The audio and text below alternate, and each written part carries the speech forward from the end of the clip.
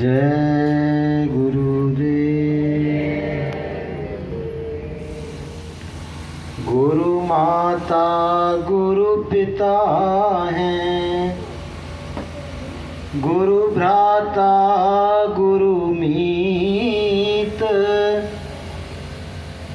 गुरु सम प्रीतम जगत में मोहि नावे चीत। गुरु को सब कुछ जानिए, कीजे निस दिन सेव। गुरु साहिब गुरु साइया, गुरु है सच्चे देव। बोलिए प्रेम से जय गुरुदेव। परम पूज्य स्वामी जी महाराज के चरणों में अनंत कोटि वंदन नमन। सत्संगी भाई बहन सभी को सादर सप्रेम जय गुरुदेव। हम संसार में ना जाने कौन कौन को अपना मानते हैं, कौन कौन को अपना मीत मानते हैं। ये मेरा हितैषी है, ये मेरा हमदर्द है, ये मेरा रखवाला है, ये मेरा सहायक है। लेकिन गुरुदेव कहते हैं कि सद्गुरु के बराबर संसार में कोई मीत नहीं है। उन जैसा मीत, उन जैसा रक्षक संसार में कोई दूसरा नहीं है। क्योंकि यह लोक में हर विपत्ति में, हर मुसीबत में, हर परेशानी में कौन मदद करता है? बोलो बहनों भाइयों। गुरु महाराज ने कहा, तुम जंगल में जा रहे हो, वहां विपत्ति आ गई, चोर डाकुओं ने घेर लिया, जंगली जानवरों ने घेर लिया, तुम्हारी सुध कौन लेगा? तुमको क्या करना है? बस एक बार, दो बार, चार बार जय गुरुदेव बोलना है। अब तुमने जय गुरुदेव बोला और उधर गुरु महाराज की दया किसी भी रूप में आ जाएगी। अगर जरूरत पड़ेगी तो गुरु महाराज स्वयं प्रकट हो जाएंगे। तो बोलिए प्रेम से। तो हर जिंदगी के मोड़ में गुरु महाराज सहायता करते हैं। अभी प्रार्थना गाई थी ना, हे गुरु तुम ही विविध रूपों में हमें बचाते भवकूपों से, हमें बचाते भवकूपों से। ऐसे परम उदार सतगुरु एक तू ही आधार, एक तू ही आधार सतगुरु एक तू ही आधार।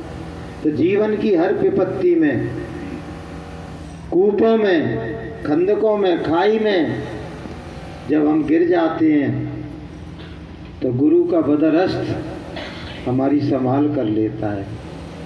और गुरु महाराज कहते हैं, तुमने जितने भी मित्र बनाए, दोस्त बनाए, यार बनाए, सगे बनाए, संबंधी बनाए, लेकिन मौत की विपत्ति में, उस घड़ी में जबकि सहजो बाई ने कहा था कि सहजो मृत्यु के समय और पीड़ा होत अपार, और बिच्छू 1000 जो डंक लगे एक सार। 1000 बिच्छू जैसे एक साथ डंक मार रहे हो, ऐसी विपत्ति में कोई मित्र काम आता है, कोई सखा काम आता है, कोई रिश्तेदार काम आता है। हम तो यहाँ तक कहते हैं तुम उस देवता का नाम बता दो जो तुम्हारे काम आता है, उस देवी का नाम बता दो जो तुम्हारे काम आ सके। सिवाय गुरुदेव के उस विपत्ति में तुम्हारे कोई काम आने वाला नहीं है।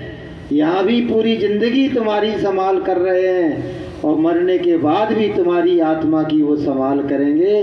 तो ऐसे हितकारी कोई दूसरा हो सकता है? कोई नहीं हो सकता है। इसलिए कहा गया कि सारे तीर्थ धाम आपके चरणों में, हे गुरुदेव प्रणाम आपके चरणों में। सारे तीर्थ धाम आपके चरणों में, हे गुरुदेव प्रणाम आपके चरणों में। हम कर क्या सकते हैं? हम उनको वंदन कर सकते हैं, हम उनको नमन कर सकते हैं, हम उनकी जय जयकार कर सकते हैं और हम उनका बताया हुआ परमात्मा का पवित्र नाम, जागृत नाम, शोधित नाम, परमात्मा के द्वारा अनुमोदित नाम, जिसमें गुरुदेव ने स्वयं अपनी योगिक शक्ति को भर दिया है, उस पवित्र नाम को अपनी विपत्ति के समय, अपनी मुसीबत के समय उस नाम को हम बोल तो सकते हैं बहनों भाइयों। तो वो नाम जो जय गुरुदेव नाम है, गुरु महाराज ने कहा कि घोर विपत्ति में, घोर संकट में, घोर मुसीबत में आपकी रक्षा करेगा। आप परीक्षा करके देख लो, परीक्षा में यदि सफल हो जाएं तो आप मान लेना कि जय गुरुदेव नाम भगवान का है, और नहीं तो आप नहीं मानना। और प्रेमियों ने अपनी अपनी विपत्ति के समय इसकी परीक्षा की और वो गुरुदेव का पवित्र नाम, परमात्मा का पवित्र नाम, जय गुरुदेव नाम अपनी परीक्षा में सफल हुआ। बोलिए प्रेम से। इसलिए बहनों भाइयों, जो प्रसंग चल रहा था वो आपको समझाए, इसके लिए बहुत ही अच्छा प्रसंग था। कोई भी स्वांग करने वाला, स्वांग रचाने वाला, क्योंकि सतगुरु का जो पद है ना, देखने में तो बड़ा अच्छा लगता है। गुरु महाराज कहते थे कि अगर मेरे गुरुदेव मुझको आज्ञा नहीं देते तो मैं इसको पद को कभी स्वीकार नहीं करता, क्योंकि पति को पत्नी की नहीं, पिता को पुत्र की नहीं, भाई को बंधु की नहीं, इतनी मतलब कोई भी रक्षा नहीं करेगा, उतनी गुरुदेव को अपने भक्तों की, अपने बंदों की, अपने प्रेमियों की संभाल के लिए हमेशा तत्पर रहना पड़ता है, हमेशा तैयार रहना पड़ता है। जहाँ जहाँ भक्तों के पग के नीचे कांटे आते हैं, वहाँ वहाँ गुरुदेव अपने हाथ वहाँ रख देते हैं। वो एक प्रसंग है ना, केवल एक आदमी जा रहा था और पीछे से एक दिव्य आत्मा उसके पीछे चल रही थी।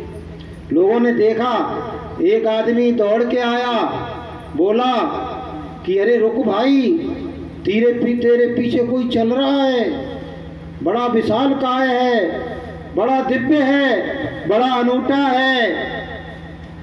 उसने कहा, भक्त ने कहा, भैया चलने वाला कोई दूसरा नहीं है, मेरे गुरुदेव हमेशा मेरे अंग संग रहते हैं और वो ही मेरे साथ चलते हैं, कभी आगे चलते हैं, कभी पीछे चलते हैं। तो तुमको क्या परेशानी हो रही है? अरे नहीं, मुझे डर लग रहा है, कोई विपत्ति तेरे पीछे चल रही है। अरे नहीं, बोले विपत्ति नहीं है, मेरे गुरुदेव हैं। बोले कब तक चलेंगे?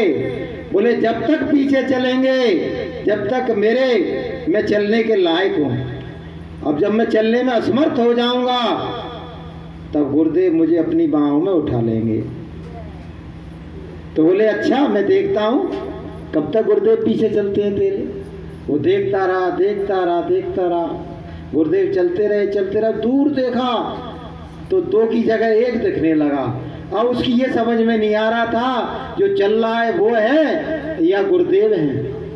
तो दौड़ के आया, भागता हुआ आया, कहने लगा, अरे भाई तुम तो कह रहे थे गुरुदेव हमेशा मेरे साथ रहते हैं, मुझे तो दूर से 2 की जगह 1 नजर आने लगा, तुम्हारे गुरुदेव ने तो तुमको छोड़ दिया, थोड़ी देर में ही छोड़ दिया। बोले, अरे नादान आदमी, तू क्या बात कर रहा है? जहां मैं चल रहा था वहां इतने कांटे आ गए थे, इतने खंदक आ गए थे, इतनी खाई आ गई थी कि मैं अपने आप को चलने में असमर्थ महसूस कर रहा था। तो मैंने गुरुदेव से विनती की, तो उस समय गुरुदेव ने मुझको मेरी अपनी बाहों में उठा रखा था। तो जो तुझको दिख रहे थे वो मैं नहीं था, मेरे गुरुदेव थे। बोलिए प्रेम से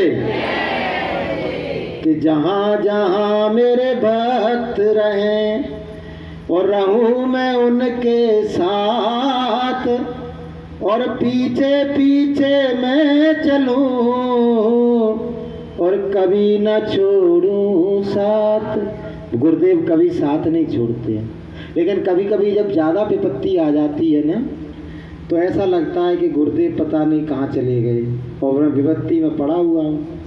एक प्रेमी था, बहुत भजन करता था, उसके थोड़े से कर्म रह गए थे, तो गुरुदेव ने चाहा कि इसके कर्म थोड़ा सा कष्ट दिला के, बीमारी दिला के इसको निकाल दें, और अगर ये कर्म शेष रह गए तो इसको फिर से मनुष्य जन्म दिलाना पड़ेगा। तो इससे तो अच्छा है इसको 6 महीने साल भर थोड़ा सा बीमारी में, परेशानी में, कष्ट में इसको भुगतवा लिया जाए। तो वो बहुत अच्छा साधक था, लेकिन कर्मों की बेड़ी ऐसी कि उसके जीवन में कष्ट आ गया, विपत्ति आ गई।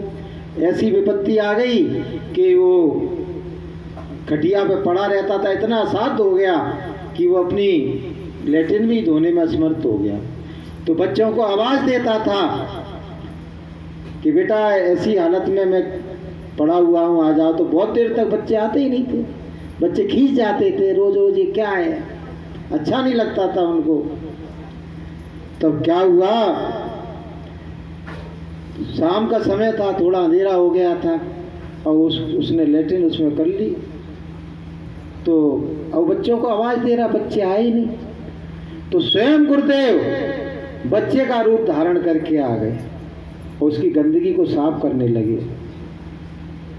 तो उसको गुरुदेव का हाथ उनके हाथ में आ गया, तो उसकी समझ में आया कि ऐसा हाथ मेरे किसी बच्चे का ही नहीं है, ये तो बड़ा कोमल है, बड़ा मुलायम है।